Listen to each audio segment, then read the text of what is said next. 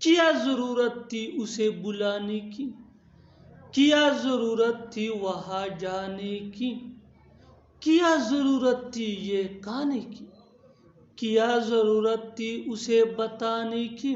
इन जुमलों को गौर से देखो। ऐसे जुमले हम अपने डे टू डे लाइफ यानी रोजमर्रा जिंदगी में रोज बोलते या सुनते हैं। इन जुमलों में हम कह रहे हैं क्या जरूरत थी, यानी हर सेंटेंस में क्या जरूरत थी बार बार रिपीट हो रहा है। इसके लिए आपको यूज करना होगा इंग्लिश में what was the need. What was the need mean क्या जरूरत थी। आइए कंप्लीट स्ट्रक्चर समझते हैं। What was the need plus to plus V1 यानी first form of verb plus other words. आगे डिटेल से समझाता हूँ मिसालों से। Here are some example for better understanding. क्या जरूरत थी उसे बुलाने की। What was the need to call him. What was the need to call him. क्या जरूरत थी वहां जाने की। What was the need to go there? What was the need to go there?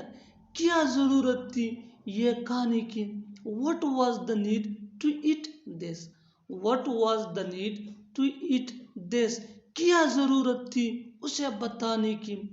What was the need to tell him? What was the need to tell him?